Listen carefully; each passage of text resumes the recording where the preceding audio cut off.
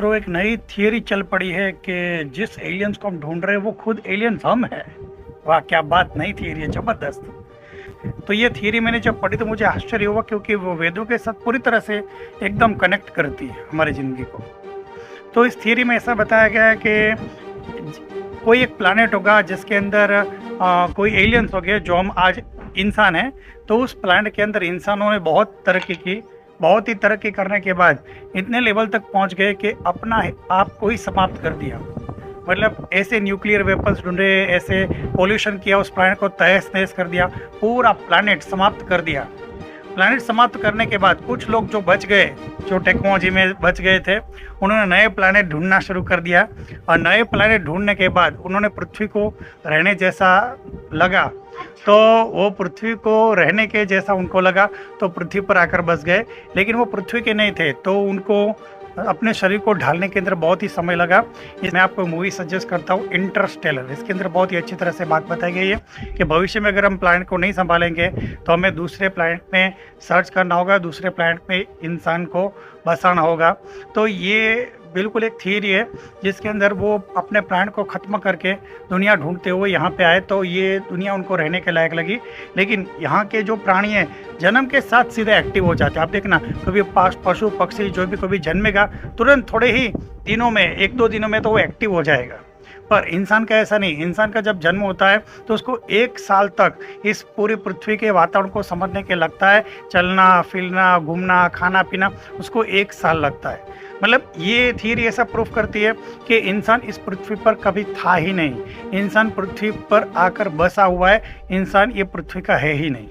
तो इंसान को ये पृथ्वी का नहीं है, तो मतलब जिस एलियन को हम ढूंढ रहे हैं वो एलियन हम ही है, ऐसा थियरी ये कहती है। और अगर इसको वेदों के साथ समझे तो जब परमात्मा ने सृष्टि बनाई तो सबसे पहले जब पूरे ब्रह्मांड में कुछ नहीं था, सिर्फ परमात्मा थे और परमात्मा को अकेला लग रहा था, तो परमात्मा ने ऐसा सोचा वेदों के हिसाब से, एक को हम बहुश्यामी में, एक को मुझे बहुत सारे बन जाने चाहिए। तब उन्होंने अपने अंदर से अनंत कोटि ब्रह्मांड का सर्जन किया। जब अनंत कोटि ब्रह्मांड का सर्जन किया तो वो सारे नॉन लिविंग थे, निर्जीव थे।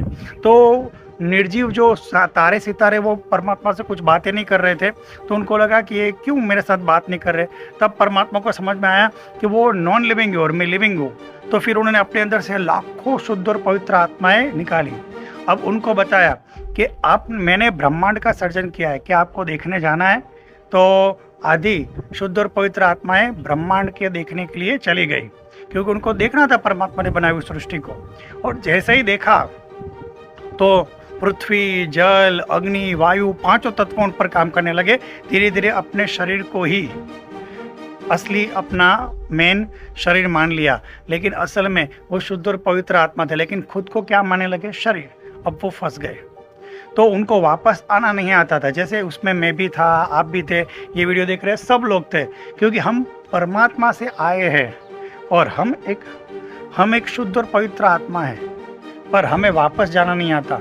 तो कुछ शुद्ध और पवित्र आत्माओं को वापस अंतरिक्ष से परमात्मा ने भेजा है कि उनको वापस बुलाने का रास्ता बताइए। तब उन्होंने मना कर दिया कि हम नहीं जाएंगे, क्योंकि हमारा भी हालत ऐसी होगी जैसी उनकी हुई है, जो नीचे चले गए, जो हम सब है।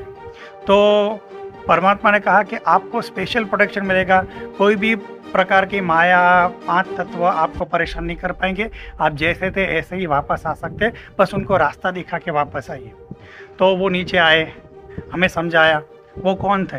बुद्ध थे, महावीर थे, कबीर थे, जीसस थे, मीराबाई से, तुलसीदास थे, वो सब वो थे। उन्होंने पूरे मनुष्य की तरह जन्म लिया और पूरी सिस्टम क्रैश करके वापस परम धाम में चले गए। तो परमात्मा के पास हमें जाना है, ये घर हमारा नहीं, हम कहीं और के हैं और परमात्मा में जाना ही हमारा जीवन का मुख्य लक्ष्य है। ये बहुत गहरी बात है, ज़्यादातर लोगों को समझ में नहीं आएगी, पर हमें परम धाम में जाना, परमात्मा के पास वापस जाना ही मेन लक्ष्य है। अगर हम वापस नहीं जा सकते, जब हम परमात्मा तक वापस जाते, उसको अक्षरधाम कहते, उसको निज धाम कहते, उसको परम गति कहते, उसको ही मोक्ष कहते। लेकिन अगर हम नहीं जा पाते तो फिर से पृथ्वी का जन्म धारण करना पड़ता है, क्योंकि आत्मा तो मरती नहीं, शरीर मरा तो फिर से 5 तत्वों का शरीर धारण करना पड़ेगा। फिर से हमें परमात्मा के पास मुक्ति नहीं पाई, फिर से 5 तत्व का शरीर धारण करना पड़ेगा। तो अनंत जन्म हम बीत चुके, हम परमात्मा की याद भी नहीं आती, परमात्मा तक जाने की कोशिश भी नहीं करते, वेद ग्रंथ शास्त्रों का अध्ययन भी नहीं करते ताकि कुछ रास्ता मिले कि किस तरह से जाए। इस 5 शरीर, जो भौतिक शरीर है 5 तत्वों से बना है, उसको छोड़ के हमें परम तत्व की ओर जाना है। लेकिन हमारी मोह माया न छूटने की वजह से फिर से नया शरीर धारण करते हैं। तो ये है पूरे सृष्टि का जीवन चक्र। इस पे से जो बाहर निकल पाए उसको मोक्ष कहते हैं।